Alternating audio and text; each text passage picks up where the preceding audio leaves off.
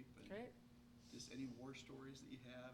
We love Jeremy and Kristen, by the way. Oh, they're just amazing. I've only met I didn't cross over Not with too Jeremy when much, I was there, because I didn't join till much later.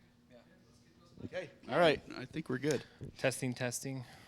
So you grew up in a lot of countries, or a few countries and many states. Yes. Is that right? I military brat, Navy brat. Okay. When I was 2 weeks old, shuffled me to Southern California, and then we bounced around to California, D.C., Guam, Spain, Florida, and that was before I was 18 years old. All But the you- best places, at least, right? Yeah, that's the thing. Is A lot of you- coastal. That's what I was Yeah. gonna say. You're all coastal, so you're Yes. probably San I don't Diego. know how I ended up in Utah. It's the mountain biking. I know. That's true. That's really. Isn't it amazing? So Guam, my wife used to live in Guam. Oh, no way. Isn't that crazy? It's I only never like. meet anybody from Guam. Isn't it only like 8 miles long or something crazy? It's very like- small. It's very small. That's great. What years were you Like there? a baby Hawaii. Were you young or? I was young. I was, it had to be like 87 or so.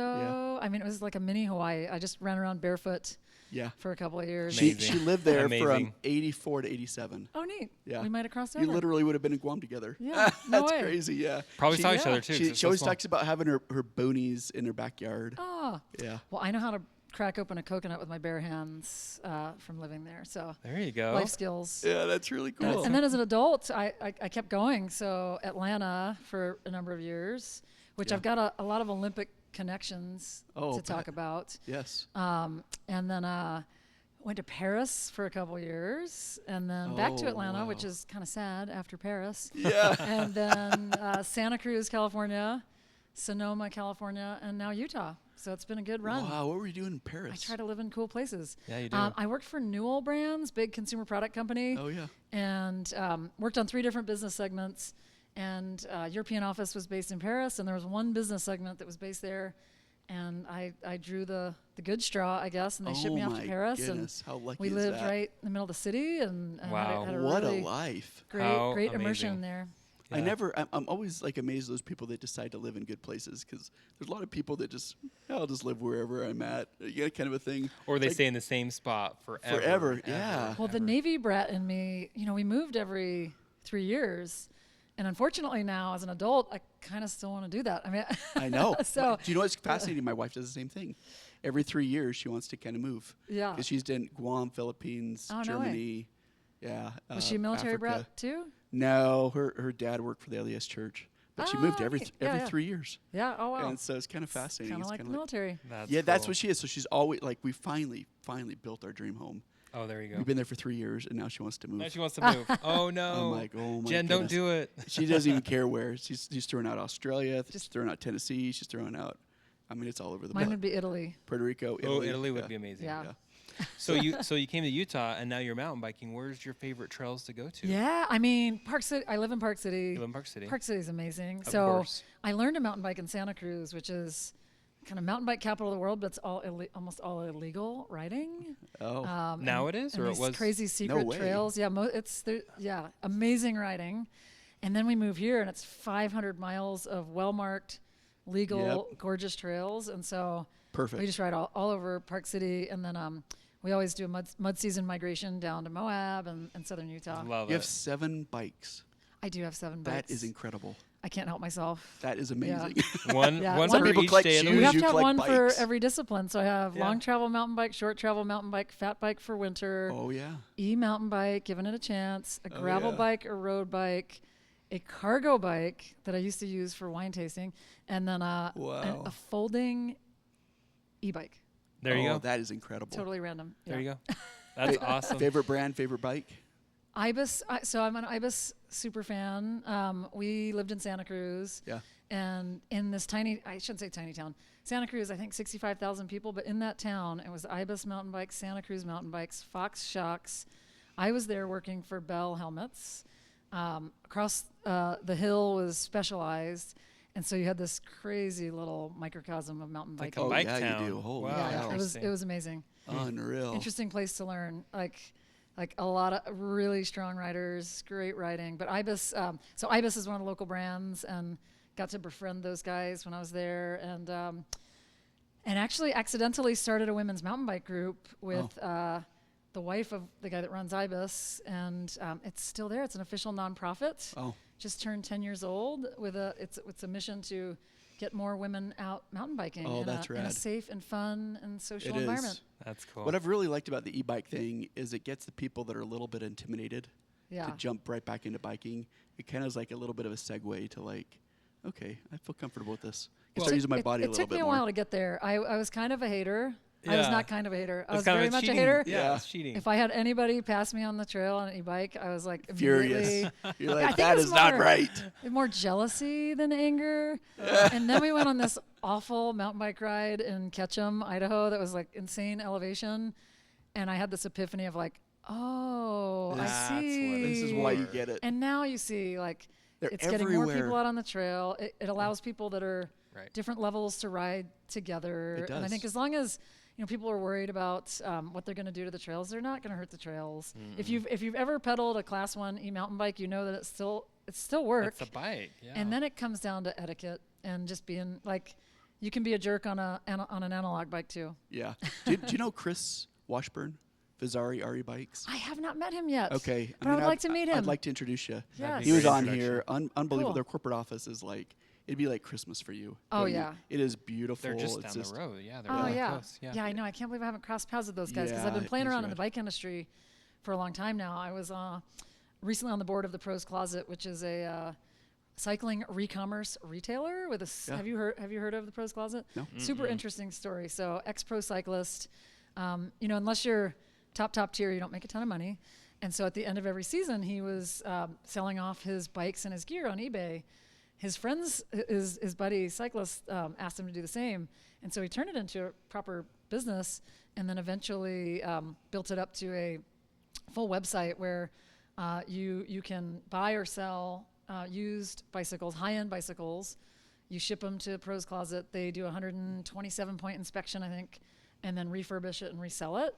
And so it's a really interesting business model. And if you've ever tried to buy a used bike on Yeah. Facebook Marketplace or Pink Bike, you just don't know what you're getting. So really, really neat business model. So I had my toe in there and ran Bell bike helmets and a couple other cycling accessories brands, Camelback for years, and then served a bunch in the nonprofit space. Was on the board of the International Mountain Bicycling I Association. noticed your resume is ridiculous. It's I know. I awesome. don't you have did- kids. So you did CMO for Skull Candy. I don't have kids. I drink a lot of coffee, and I just Like what other cool brand? I could gotta go fill my work with? time. So I have Vista. So Vista. So what brands does Vista have now? So the history, if you don't know the history of Vista spun off from a defense contracting company, Oh, I didn't know that. which was insane. Spun off the consumer side, which was some gun and ammunition brands and like hunting accessories, duck calls, and It was more scopes hook and bullet outdoor, and was now all it's kind bullet. of yeah, Um, all bullet. spun outdoor. off, became a public company in 2015, based in Farmington originally, and then wanted to diversify the categories that they were in. So they were going on an acquisition spree, basically. And one of the first brands they bought was a stand-up paddleboard brand called Jimmy Sticks, which is, I think, defunct now. Camelback. Camelback for sure. And then I was working for Bell and Giro, and we had a portfolio of cycling accessory brands. We sold to Vista. And then after about 6 months of integration, they shipped me over to Camelback to run Camelback. Well, But since then, they've bought Sims Fishing, oh yeah. Fox, not the shocks, but Fox Head, Fox Helmets, Okay. Quiet Cat, which is an Another e-bike brand that's yeah, we've run the sales for them. kind of hunting focused. Yeah. And then Yeah. God, the list goes on. And now, again, they're splitting again. I don't know if you heard the news, but they've announced a split where the outdoor business is splitting off, and it'll be called Revelist. And then the ammunition side is splitting off, and I can't remember the name. Oh, But they've already got, go read the news because there's some interesting stuff happening. Okay. very Happening interesting. with that one. Yeah, yeah. I was just talking to the Sims people just recently, and I think they're getting a new CEO. I think I don't know if you know this or Yeah, not. well, but- so they're folded into this Revelist, and they did just get a Yeah. fairly new CEO over that Revelist and group. I know they're pretty excited because he's a big fly fisherman. Yeah. Oh, cool. Yeah. So that's I Yeah. love, Jessica, that you've purposely made sure that all these companies you've been talking about, there's something related to your passion, right? Oh, They're yeah. outdoors. And they're, I that's so know. cool. I think Yeah, that's I just mean, I've been really wise. working hard at it. I mean, the funny story was, so I was a Florida kid, went to a little school in Florida, but I ended up interning for the U.S. Bobsled and Skeleton Federation. With the What? Jamaican bobsled team. Well, the funny thing was I knew nothing about bobsled when I got the phone call, so I had to watch Cool Runnings. The Cool Runnings movie. Oh, yeah. And I ended up interning, like I had no clothes that were appropriate. I drove my Ford Probe, if you remember that car, Oh, yeah. Yes. up to Lake Placid. They paid me $2.14 an hour plus room and board, so I lived in the training center. Oh, rad. And there were 5 employees, and my job was to market the bobsled team. We launched a women's bobsled team when I was there, and it was so rad. Like is I so bobsledded cool. while I was there. I luged while I was there. Oh, yeah. How cool. And it was way before Park City happened. And so Oh, yeah. the aerial freestyle used to train there. The big ski jump train, Oh, yeah, like a Lake lot of Placid was stuff that's in everything. Park City now is there. So Wow. it's kind of full circle. And so I had this amazing experience. And so when I went back to school to finish up school, I was like, oh, I'm totally going to go work in sports marketing. Where do I go? So I was trying to figure out where I wanted to move, what I wanted to do. And I was like, the Olympics are coming to Atlanta in 1996. I graduated in 95. I'll just go to Atlanta and the Olympics will hire me. So I moved to Atlanta. The Olympics did not hire me. Oh, no. And so They're lost, right? What a bunch of and so I ended up taking a job. I was a product manager for a baby product company. Oh. It's amazing, family-owned company, but worked there for 9 years. And Oh, wow. but alongside that, I was running marathons. I was doing triathlon, just super into sports. And I really, really, really, really, really wanted to work for a sporting goods company. And I applied for like every job under the sun and never got it. And then moved to Newell and was working on hair products and fancy pens and Oh, yeah. still no sporting goods, and like kept applying for jobs in sporting goods, still never got it. And then I when I was in Paris, they were shutting down the Paris office. And so we were at this inflection point where we could move to Geneva, which was going to be tough for my husband. They were going to send me to North Carolina to work on Rubbermaid, like trash cans and containers. Sexy. Very exciting. Or I had my mentor, David Klatt. He knew somebody at Mizuno, which was back in Atlanta. Yeah. And so he got me in, and that was like kind of how I broke in. And it was awesome because I was an avid runner. And so the sports that I was working on was running, golf, softball, volleyball, baseball. Oh, what? And I was an athlete. avid runner. And if you live in Atlanta, you have to try to be decent at golf. Yeah. And so I got super into trying to be and- decent at golf for a little while. And that's when I realized, like, I will never, ever work on a product category that I'm not totally Passionate in about. love with and passionate about. And I kind think of that's great advice have for never the audience. have never gone back. I love that. So your Yeah. your husband's a Delta pilot, He is. and they probably they have big terminals and I mean their big hubs is Atlanta. is well not Atlanta but also in Paris, right? Yep. Well, no. So Charles he de was Gaulle. commuting from Paris to Atlanta when we lived there. Are you serious? So he would commute from Paris to Atlanta, spend the night, and then fly the airplane back and forth. But it was awesome. Wow. And then when he'd come home, instead of going to the layover hotel, he would just have the van drop him off at the house. Oh, wow. So it worked great. So the hubs are Atlanta, Yeah. LA, Salt Lake. Yeah. And part of how we ended up here actually was his fault because he had been commuting by airplane for many years. So we moved to Northern California and he was having to fly down to LA. And we so he's like, can we please live somewhere where I can drive a car to work instead of an airplane to work? And he big skier, he's from Colorado. He'd always talked about Park City. I had been once. And I was like, I can't get a job in Park City. It's a ski resort. Like, there's no adult jobs in Park City, Utah. And I was a mountain biker, but adult jobs. not really a skier. And then I got a call for like one of the adult jobs in Park City to go be the CMO of Skull Candy. And I remember, this is a crazy, the universe smiles sometimes. I was actually in Park City. It's my second time ever in Park City for a media event for Camelback. And I got a phone call from a recruiter about the Skull Candy job. And they were like, go drive by the building and see what you think. Yeah. So I call my husband. I drive by the building, which is this spectacular It's glass really building with a cool. skull Oh, yeah. on it. Yeah, really cool. And I was like, oh man, that's kind of cool. And I think my husband threatened divorce if I didn't at least interview Oh, yeah. for the job. And so, so the stars aligned. And So did you work with Clark Miyazaki? no, he was before my time. I've met Clark, but so I came in 2017. So the company had I think gone public in like 2012, but went back private in 2016, owned by private equity. Who was the CEO during your time? Jason Hodel. So Okay. he was Now it's CFO, Brian. CFO back when Hobie Yeah. and Jeremy, I think, were there. Yeah. And yeah, I've had the chance to meet Hobie and Jeremy, and yeah. awesome pillars of Oh, for sure. Utah, but we never got to work together. And then, so I joined once it was private and had a great run. We did a lot of great work, and It was family owned for a long time, right? If I remember well, that right. Rick Alden was the original founder. Yeah, so yeah. So he Right. owned it for a long time, went public, Yeah, and 10 then years or so. we Got it. took back private. So being a CMO for Skull Candy would be pretty fascinating. They did an incredible amount of work. I remember Clark during his time, a lot with the NBA, Yep. and he told me some crazy stories and the images that he had in his office and pictures of just, Snoop Dogg or whatever it is. Don't even talk to me about Snoop Dogg. I've been on a mission to somehow meet Snoop Dogg for like a decade, and Don't even talk to it me still about hasn't Snoop happened. Dogg. And so anybody I meet, I put it out there. Snoop Like, Dogg. come Okay, on. tell the audience. Okay, Get me I'm an going to remember this. Get me an intro to Snoop Dogg. Snoop Dogg. So Why Snoop Dogg? Why do you love it? Well, first of all, I spent my 20s in Atlanta. So 20s Atlanta rap scene was amazing. So I'm Yeah. like huge fan of that era of Okay. like Oh, yeah. Usher That and makes sense. T-Pain. oh and, yeah, Usher, oh yeah. Oh, Snoop Dogg.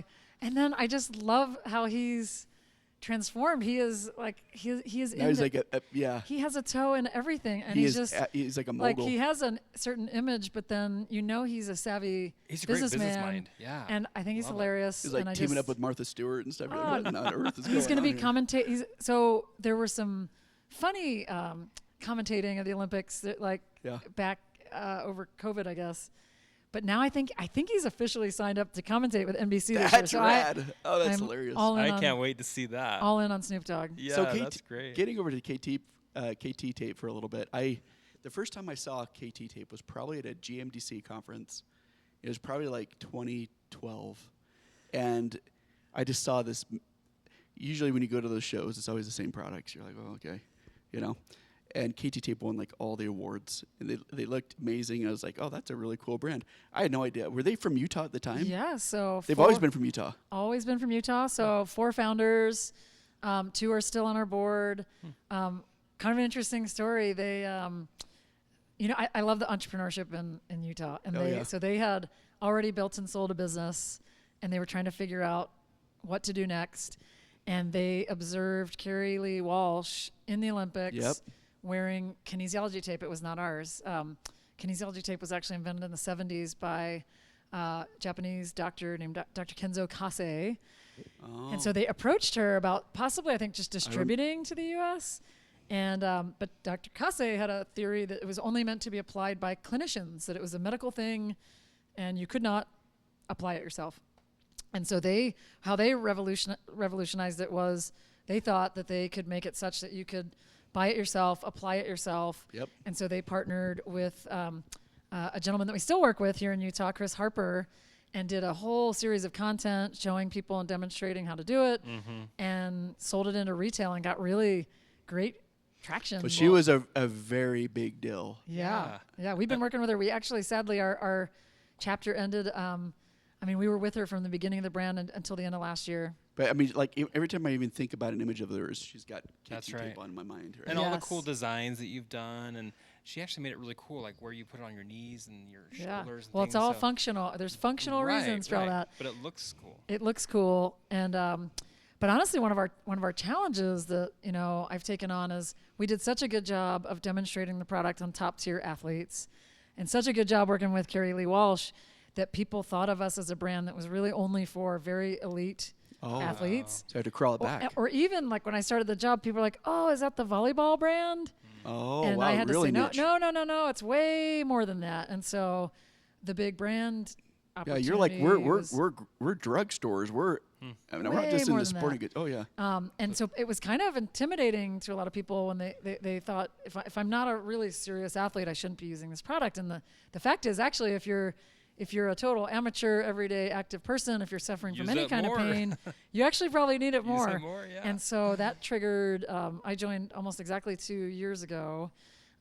We did a big reset of the brand.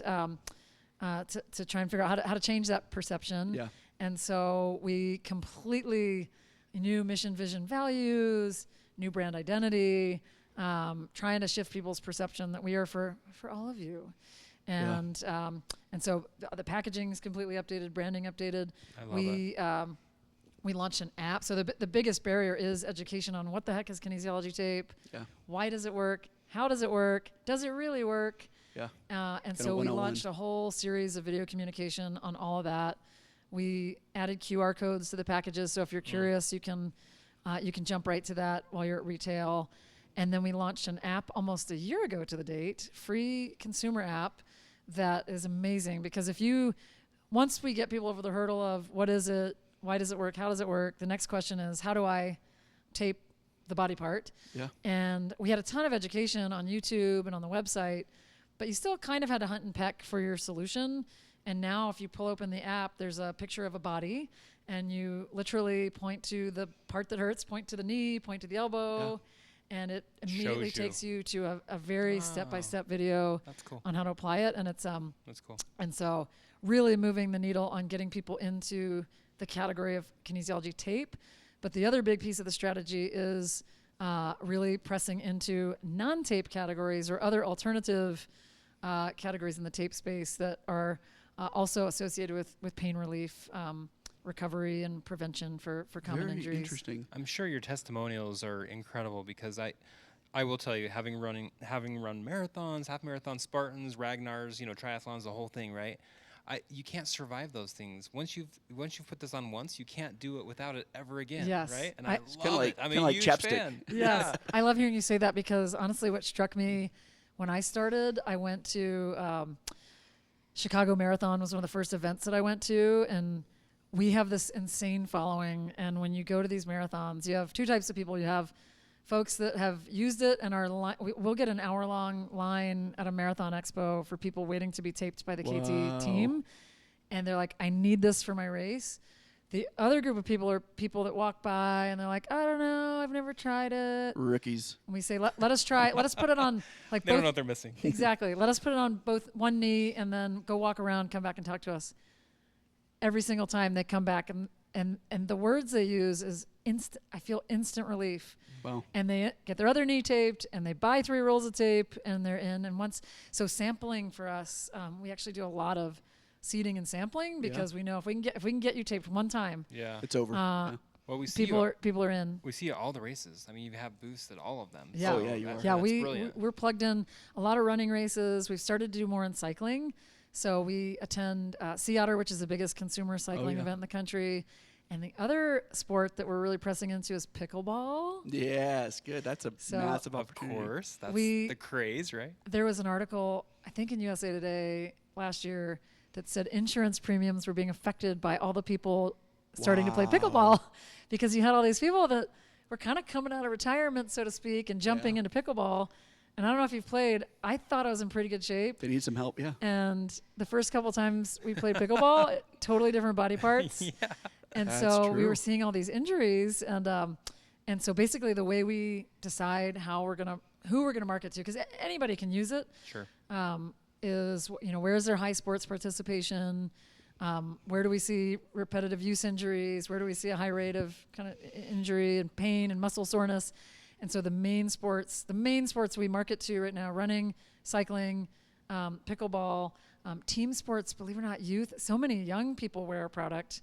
Oh, yeah. There's a lot of information that says, I don't know how old you guys are, but in my day, we dabbled, and you weren't forced to specialize. And now a lot of kids Oh, yeah, that's all are they getting do. Yep. pushed to specialize early, and so these young bodies are specializing in one sport early and experiencing a lot more injuries. So youth sports is also big for us. So we, and then of course we dabble in.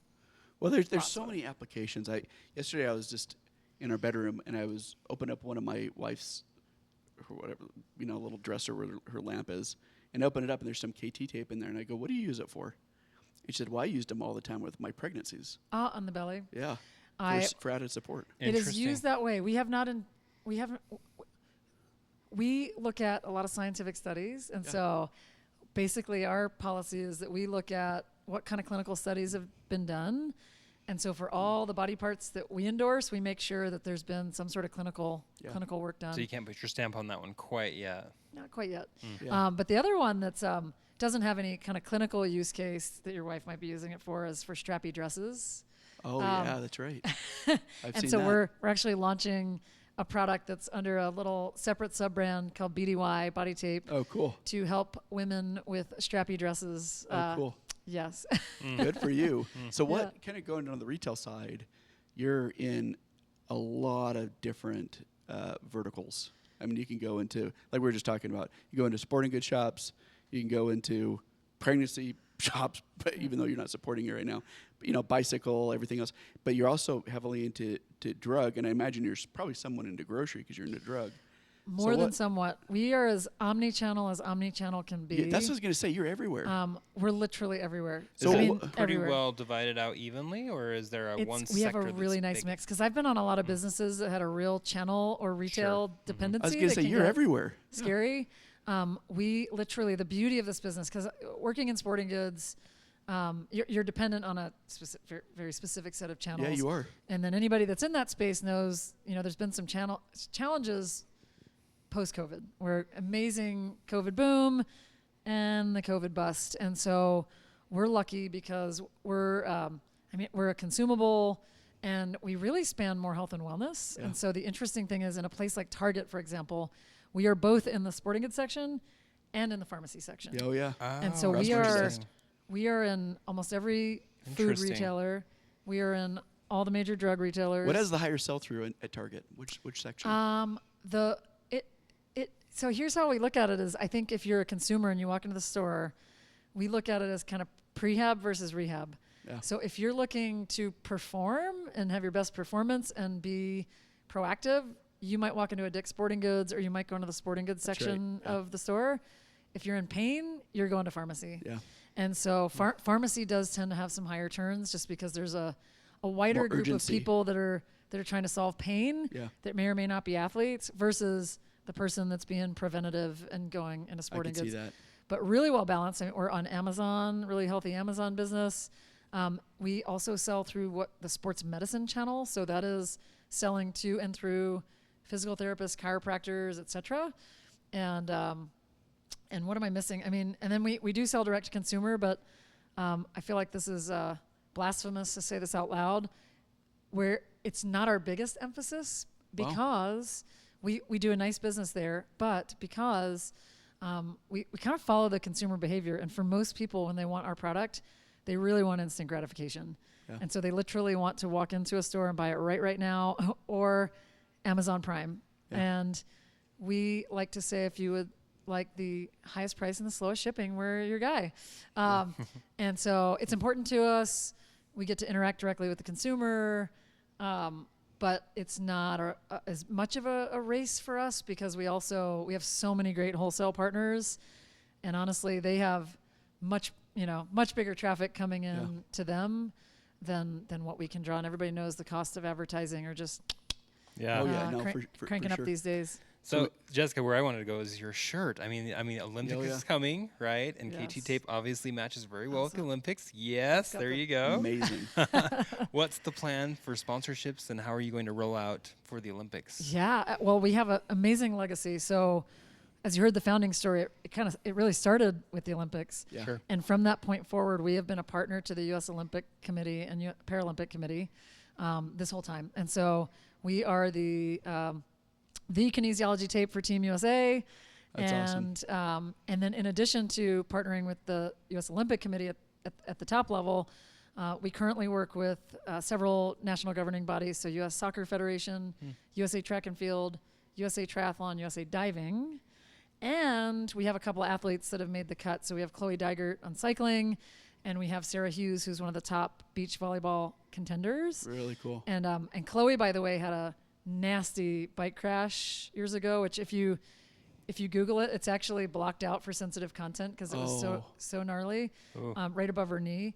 And so we try to work with people, we will only work with people that genuinely use our product. Good. So we never just go force somebody to use the product and try and pay them to use it. We go out and spot people that are using it and then say, hey, let's work together. But as for the Olympics, so we shipped a container full of tape to Paris, and that's there for every athlete to use. So even the athletes that we don't directly sponsor, if they have a need for kinesiology tape during the Olympics, Can you imagine a container load? a container of tape That's amazing.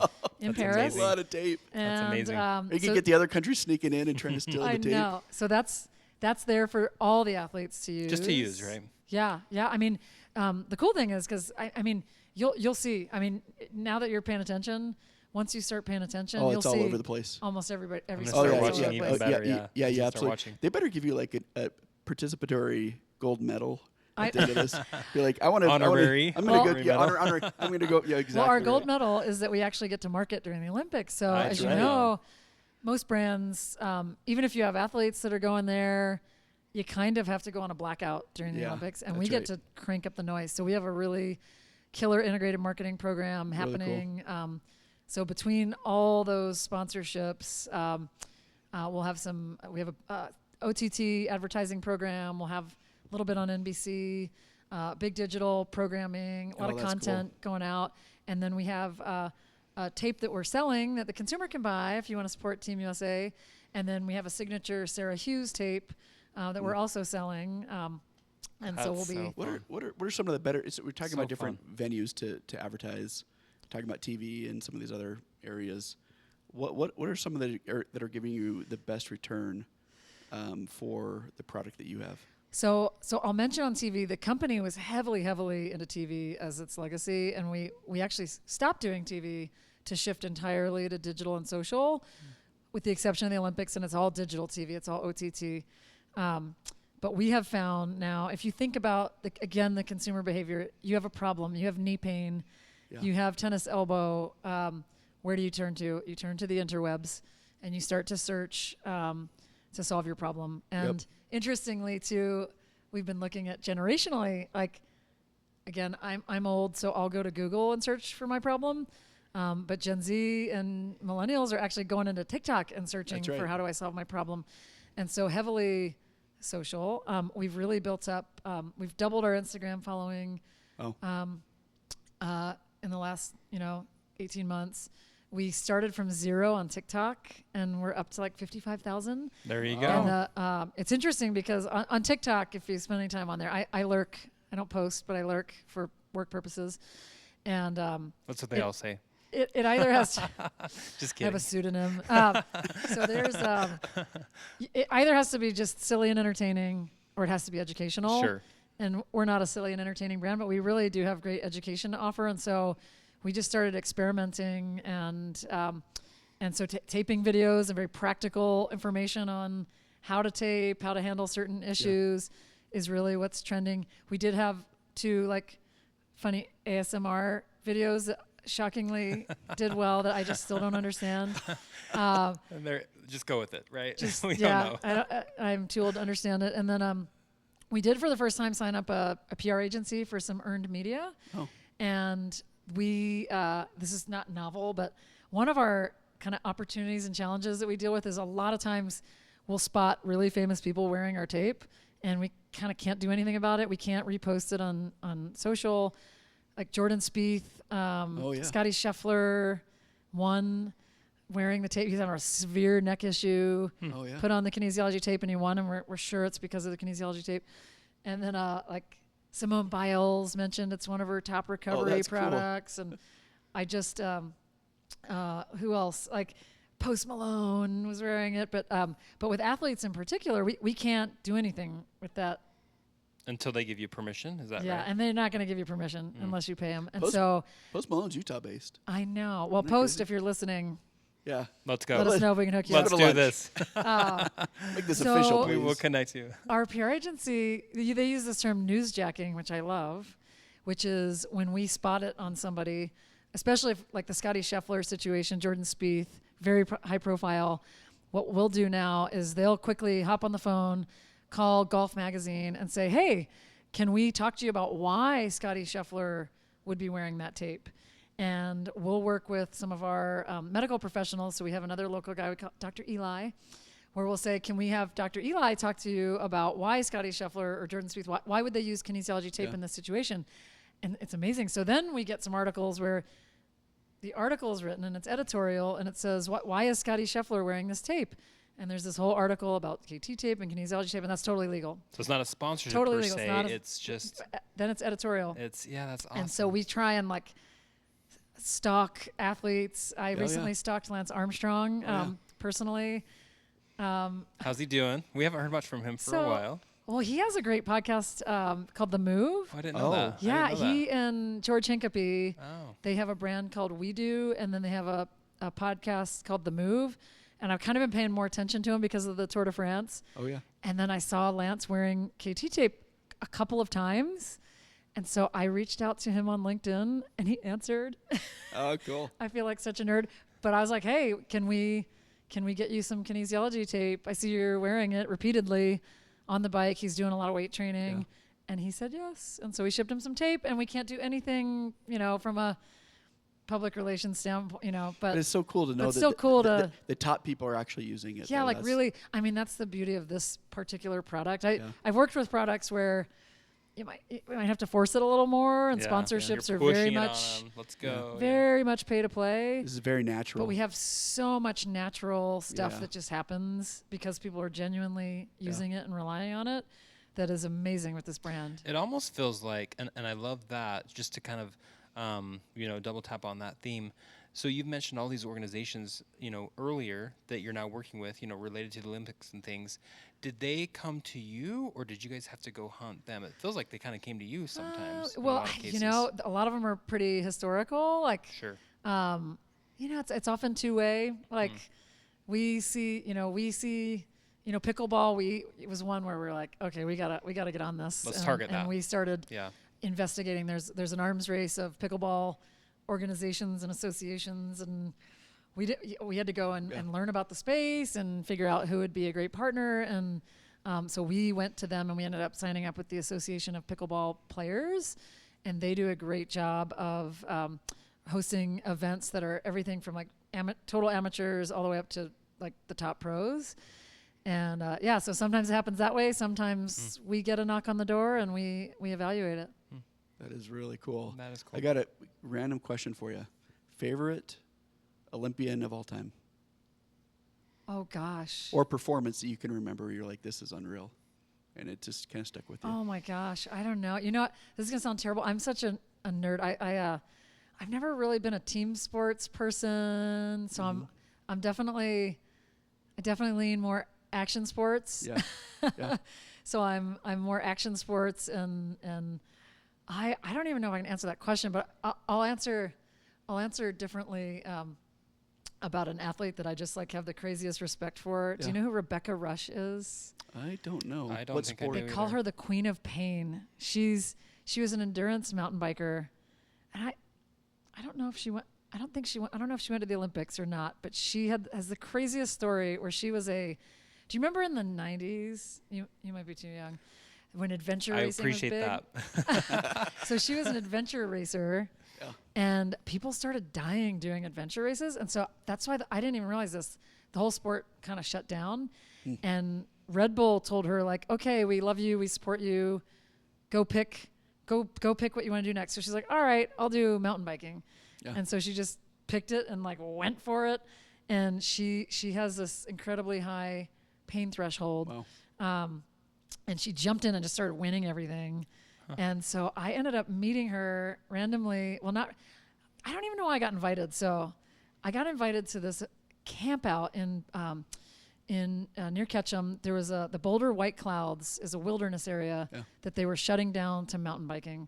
And so the International Mountain Bicycling Association, People for Bikes, all the industry organizations were rallying together with industry folks to try and stop that from happening. Yeah.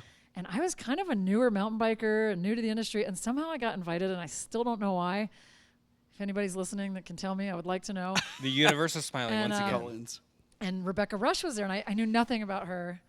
And so we go on the ride the first day. It went fine, and she was like, "You guys did great. I'm going to step it up tomorrow." So the next day, we go on this like 36-mile mountain bike ride in Ketchum, which is, if you've ever Jeez. ridden there, I cried inside. Maybe I might have actually cried a couple times. Super high altitude. I was bleeding. It was horrible. Oh. Got to the end. I smelled like a goat. We were camping. Smelled like a goat. I go home to my husband. She gives me her book. I read the book on the way home, and I'm like, oh, I'm so lame. I'm like, so not tough. And then I find out I've just ridden with a woman that they call the Queen of Pain. And so I'm like, all right, okay. Yeah, give yourself feel That like- explains so much. But I've watched her trajectory, and she, like any athlete, should watch her because she has had so many interesting pivots. And she's aging over time, and she's done a really good job of now she runs these big events, and she runs training, and she has amazing content, and she's written a book. And I'm going to she's- research her. I don't know her. Yeah, Rebecca Rush. So Rebecca anyway, Rush, okay. she pops to mind to me of somebody that just over time has done an incredible job. She was an influencer before there were influencers, and has done a really cool job of So do you guys- giving back to the sport. Does That's KT awesome. Tape focus really heavily on ambassadors more than influencers, or how's it? What's the So mix? they're funny words. Yeah. It's funny you phrase it that way because the vernacular is funny. Even we internally. Yeah. So we have like the Olympians that we're working with, right? That we call them our legacy athletes. Oh, They're yeah. real athletes, and I mean, like we know that their job is to focus on their sport. Yeah. They're not out TikToking, and That's we can't right. expect them to do so. Like they need Yep. to train and go win medals, and Yep. so we kind of have to work with them differently. Yeah. Then there's the kind of middle tier that I would say, like where it's shifting to kind of content creator athletes, where they're really awesome at their sport, Yeah. but they're not going to the Olympics. Yeah. And we really like that group of people too, because while our legacy athletes are the pinnacle and demonstrate the efficacy of the product at the These other highest people levels, are driving traffic. the regular folks, there's some amazing people that are amazing at their sports that just aren't going to the Olympics. But they also realize their job, if they're working with a brand, is to create content and do it in a really nice way.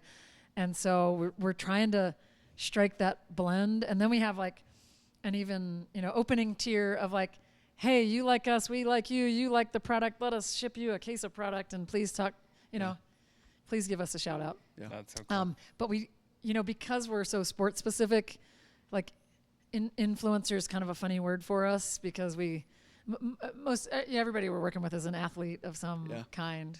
Yeah, they're all kind of. How big is your team right now, Jessica? We're actually pretty lean and mean. So Good. as far as the whole company, we're like 63 employees. Fantastic. And that includes the warehouse I'm impressed. That's out incredible. back. So we're all right here in Utah. Park City.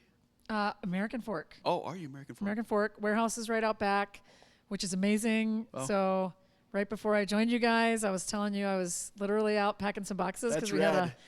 How many CEOs a doing big that? retail shipment. I love that. Of a Lean big and mean. brand. Like you're still operating like a startup. That's Well, fantastic. you know what? And I love, like, I did it because we needed the help, but I also, like, I went out back for an hour and jumped in, and it was eye-opening just on the process. And You see so much, don't I you? had a lot of questions, and it just helps me, ask But you're an better active person, questions. like picking up a box isn't a thing for you, right? A lot of other CEOs like, oh, I'll get some schmuck to come do all this stuff, but Well, I you're think out there doing it. I think it's smart though because then you are seeing, from the very entry level stages, what's yeah. happening, how you Well, can fix it. I learned so much talking to, like, it's Yeah. amazing. So I mean, having the warehouse out back. So most companies I've worked for, the warehouse was in a totally different state. So you had no That's right. idea what was going on. yeah. If you had an issue or a problem, since you guys work in retail, like if something had to be restickered or repacked or very expensive, difficult, and we literally walk out back. But I'll find out, I'll walk back and see like what's going on. Why are you guys repacking that thing there? And, or why are all those pallets sitting there? And I learned so much just That's really doing cool. a lap. Yeah.